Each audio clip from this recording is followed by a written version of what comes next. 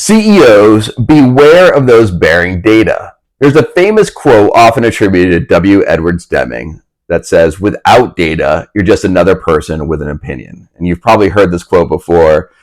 We're not sure it was actually Deming who said it. But anyway, it's a famous quote, and it's pretty catchy in a position many of us default to. I mean, I've defaulted to that same position at times in my career. But I think Kevin Gray is more accurate when he said on LinkedIn, with data, you're just another person with an opinion. Data by themselves have no meaning. One of the CEO's hardest jobs is to determine whose opinion on data is correct. Two recent stories highlight the challenge. Amazon lost billions of dollars on devices, on smart devices, and Nike's issues driven by a data-driven pivot. While these stories are interesting on their own, I'm more interested in how these decisions were made. So that's what we'll get into today. How Nike and Amazon made bad decisions based on data and what we can do to avoid doing that with our companies.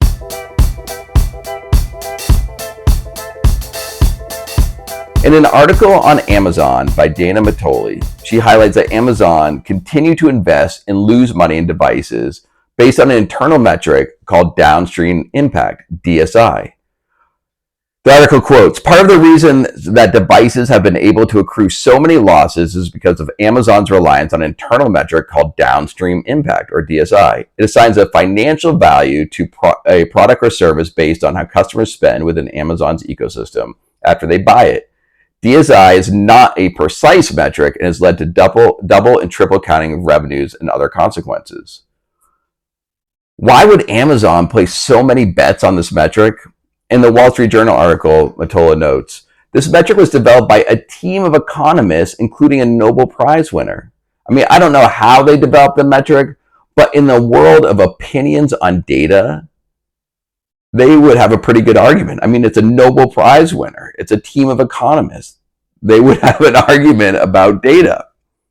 Now, the second article is from Massimo Giunco. And you may have seen this before. It's titled Nike, an Epic Saga of Value Destruction. And this thing just like shot around LinkedIn, got a ton of engagement.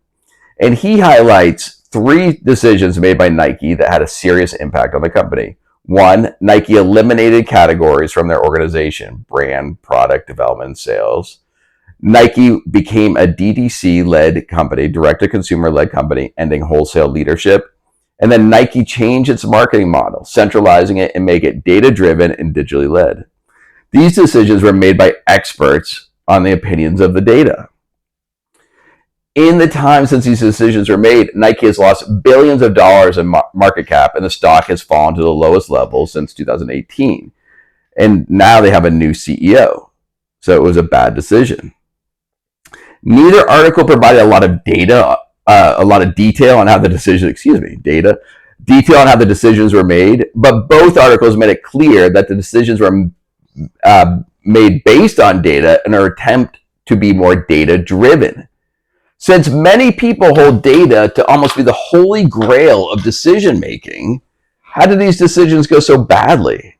It is clear that data alone is not enough to make good decisions. So what does this have to do with CEOs and marketing? The marketing team has a ton of data. I mean, within their marketing automation system and their CRM, their analytics, they have a ton of data. But that doesn't alone mean they're going to make good decisions. I mean, I haven't been a part of any decisions with our clients that have caused billions of dollars of losses, but I've seen the same decision-making process many times at the companies I've worked with. I've seen companies who relied on data make decisions to pursue ineffective growth strategies, continue to invest in marketing channels that were ineffective, that wasted money, and implement initiatives that had negative impacts on the customer experience, all based on data. So what can a CEO do? If Jeff Bezos, with a Nobel Prize winner and a team of economists, or Nike, which has been held up as a marketing pillar, can get it wrong, what hope is there for CEOs of smaller businesses? I mean, we've never worked with a company that has an economist on staff. This can be the hardest part of the CEO's job. If it was easy or obvious, then no one would make the wrong decision. But a CEO has to be able to make a good decision. They have to make an opinion on the data. Both Nike and Amazon had compelling evidence to pursue the path they chose, and yet they ended up being the wrong path. So, before making any significant marketing decisions, have the marketing team address these points. Verify the decision aligns with your vision and your brand and your principles. 2, explain how the decision aligns with customer needs and experiences. 3, present opposing points of view. Don't just let them make their case. Take a look at both the pros and cons of it. Make them make a case against it as well. 4, define how the decision will be measured and the impact it will have on real numbers, not just vanity metrics. And then 5, and finally, set goals and decision criteria prior to making the decision. If those 5 steps don't provide the answer, then you're going to have to go with your gut. I mean, that's what the CEO will have to do. And of course, that's why you are CEO.